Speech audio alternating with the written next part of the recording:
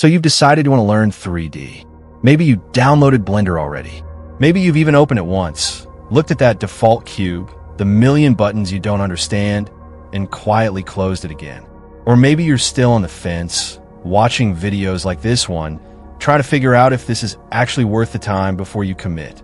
Either way, I need to say something to you right now that almost nobody in the Blender community will say. Most of what you're about to find online will slow you down. Not because the tutorials are bad. Some of them are great. But because nobody ever tells you which things to learn first, in what order, and, more importantly, what to completely ignore for the first 90 days if you actually want to make progress. That's what this video is. I'm going to give you a clear, honest roadmap for your first 90 days in Blender. Month by month, what to focus on, what to skip, and what to actually make, so that by the end of 90 days, you have something real to show. Not just a list of tutorials you've completed. Actual work. I'm also going to tell you the single biggest mistake beginners make around day 30. The one that kills momentum for most people. So you can sidestep it before it happens to you. And I'm going to be straight with you about what 90 days realistically gets you, because I think you deserve honesty more than hype. Let's get into it. Here's the thing about learning Blender in 2026. There has never been more free, high-quality content available. YouTube, Blender Studio, Reddit, Discord servers full of people who will answer your questions for free at 2 a.m. The resources are genuinely incredible. And yet, the dropout rate for people trying to learn 3D is insane. Most people who download Blender never make anything. They watch tutorials for weeks, feel like they're making progress, and then one day, they sit down to make something their own, and they realize they don't know how to start. That's not a talent problem. That's a learning structure problem. And the reason it happens comes down to something I call passive skill accumulation.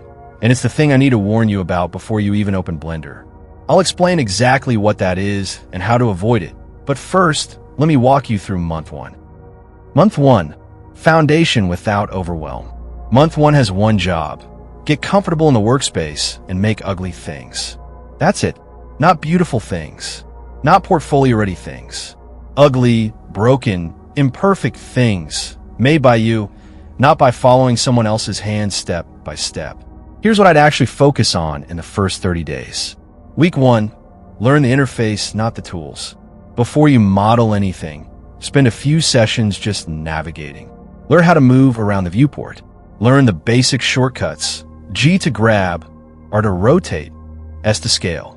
Learn how to add objects, delete them, undo. That's it. Don't worry about anything else yet. Week 2, basic mesh editing. Start pushing and pulling geometry. Edit mode. Extrude, loop cuts, bevel. Make a chair. Make a table. Make a house that looks like a child drew it. Doesn't matter.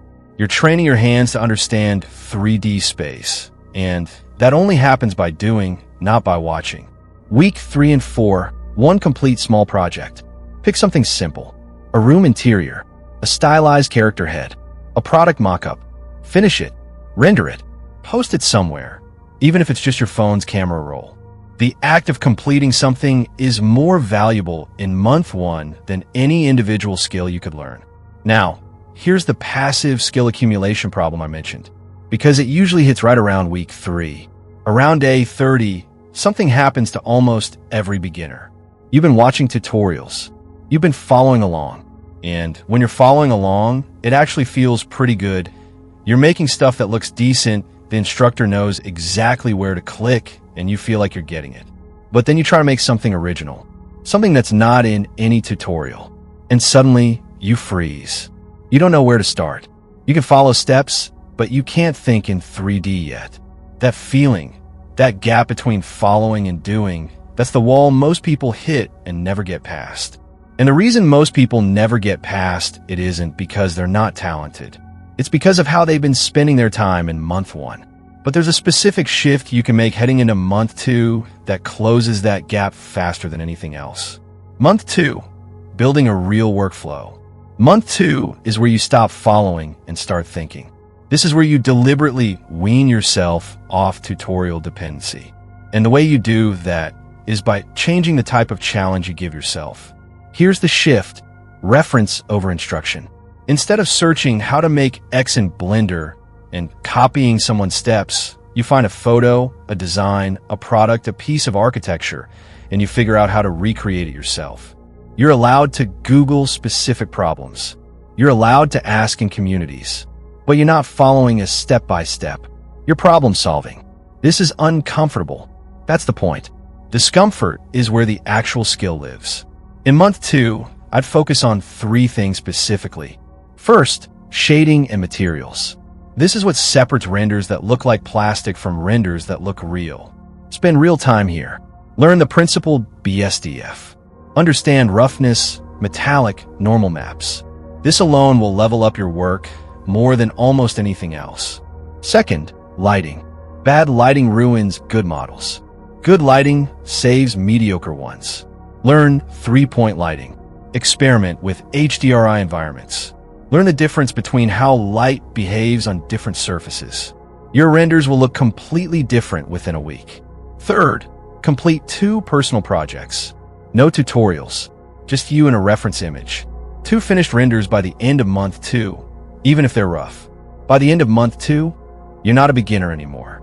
You're someone who can sit down, open Blender, and actually build something. That's a real shift. Now, month 3 is where most people's roadmaps stop. Learn the basics, do some projects, you're on your way. And that's fine advice if you're learning Blender as a hobby. But if you're learning because you want this to become a career, a side income, or something you can actually build on, month 3 needs to do something completely different than most people expect. Because the question stops being, can I make things, and starts being, can I make things people will pay for? And those are 2 very different skill sets. Month 3, aim at something real. Month 3 is about direction. By now you can model, you can shade, you can light and render. The technical foundation is there. The question is, where are you pointing it? This is where I want you to go back to something I talked about in a previous video on this channel. The 4 markets that are actually paying 3D artists consistently right now. ArchViz, product visualization, motion graphics, real time. In month 3, I want you to pick one and make everything you create in that direction. If it's product viz, make product renders. Skincare bottles, sneakers, electronics. Build a small body of work that lives in that world.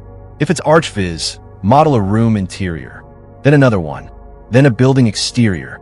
Make your renders feel like they could live in an architect's pitch deck. You're not trying to get clients yet. You're not trying to be portfolio ready yet. You're just pointing your practice at something real so that when you are ready, you already have context. You already speak the language of that market. Here's what 90 days realistically gets you, honestly. You will not be a professional 3D artist in 90 days. Anyone who tells you otherwise is selling something. But you will have a foundation, a direction, and enough skill to start learning the right things fast. The gap between where you'll be at 90 days and where you can actually work is real, but it's crossable. And the artists who cross it are almost always the ones who had a clear direction from the beginning. 90 days, foundation, direction, real work. That's the goal. Now, here's the question you're probably sitting with right now. Okay, I know what to do. But how do I know if my 90-day work is actually good enough to start moving toward income? What does that bar even look like? And how do I measure it honestly without just guessing? That's the next video. I'm going to break down exactly what good enough looks like at different stages of the 3D career path, what a hiring manager actually looks for versus what a freelance client looks for, and why those are completely different bars that most beginners don't know exist. If you don't want to miss that, subscribe right now. Turn on the bell. I drop videos consistently on this channel, and if you're in that first 90-day window, you need the next one. And drop a comment below. Tell me where you are right now. Day 1, somewhere in the middle?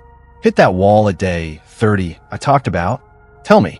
I read all of them, and it helps me figure out what to make next. I'll see you in the next one.